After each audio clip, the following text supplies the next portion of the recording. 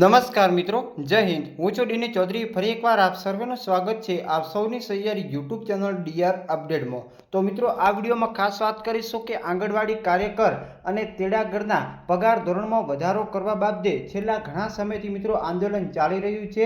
એની વચ્ચે અત્યારે જે વિધાનસભા સત્ર મળ્યું છે એમાં પણ આ મુદ્દો જે ઉઠાવ્યો છે અને આંગણવાડી કાર્યકરના તેડાગરના જે જૂના પગાર ધોરણ છે એમાં મિત્રો વધારો કરવા બાબતેની અત્યારે ઉગ્ર માંગ છે અને એમનું અત્યારે આંદોલન વિધાનસભામાં પણ ચાલી રહ્યું છે અને એમના અલગ અલગ પ્રશ્નોના ઉકેલ માટે વિધાનસભામાં પણ બોલવામાં આવ્યું છે। તો જે મિત્રો આંગણવાડીના જે કર્મી છે એમનું જે પગાર ધોરણ અત્યારે મિત્રો કેટલું છે અને કેટલા સમય સુધી એમનું વધી શકે છે એની સંપૂર્ણ વિગતો મેળવીશું આ વિડીયોમાં। તો વિડીયો છેલ્લે સુધી જોતા રહેજો અને જે બહેનોએ આપણી ટેલિગ્રામ જોઈન ના કરી હોય તો મિત્રો જે ડીઆર અપડેટ ટેલિગ્રામ ચેનલ છે એમાં તમે જોઈન થઈ શકો છો, જેની સંપૂર્ણ વિગતો મળતી રહેશે, સાથે સાથે પરિપત્રો પણ મળતા રહેશે। તો ચાલો વિડીયો શરૂ કરીએ।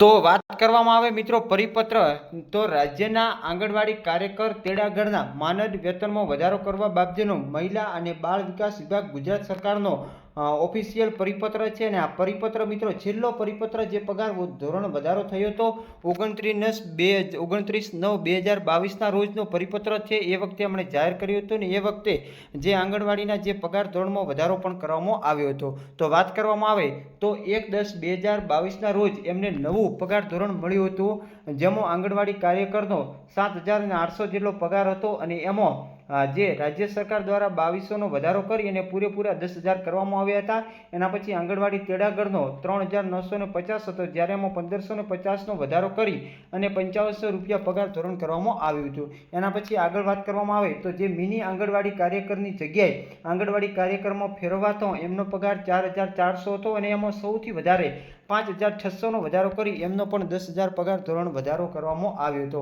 અને જે તમામ મિની આંગણવાડી કાર્યકરની જગ્યાને આંગણવાડી કાર્યકરમાં તબદીલ કરવામાં આવે છે। આથી તમામ મિની આંગણવાડી કાર્યકરને આંગણવાડી કાર્યકરનું જ સરખું એટલે કે 10,000 રૂપિયા માનદ વેતન મળવાપાત્ર થશે।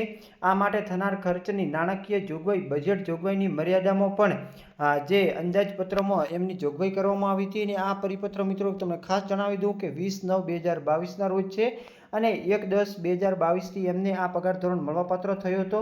ગુજરાત રાજ્યના રાજ્યપાલ શ્રી અને એમના હુકમના નામે મહિલા અને બાળ વિકાસ વિભાગ દ્વારા આ પરિપત્ર કરવામાં આવ્યો હતો અને એના પછી અત્યાર સુધી મિત્રો કોઈ પણ પ્રકારનો પગાર ધોરણનો વધારો કરવામાં નથી આવ્યો। અત્યારે ઘણા બધા વિડીયો મેં જોયા છે જેમાં કહે છે કે પગાર વધારવામાં આવ્યો, પરંતુ આ જે પરિપત્ર છે ને આ પગાર ધોરણનો તમે સ્ક્રીનશોટ લઈ શકો છો, જે છેલ્લો પગાર ધોરણ છે જેમાં વધારો કરવામાં આવ્યો હતો। એના પછી 2022 પછી અત્યાર સુધી કોઈ પણ પ્રકારનો પગાર વધારો જોવા મળ્યો નથી। તો બસ આવી જ માહિતી તમને મળતી રહેશે। ફરી મળીશું નવી અપડેટ સાથે નવા વિડીયોમાં।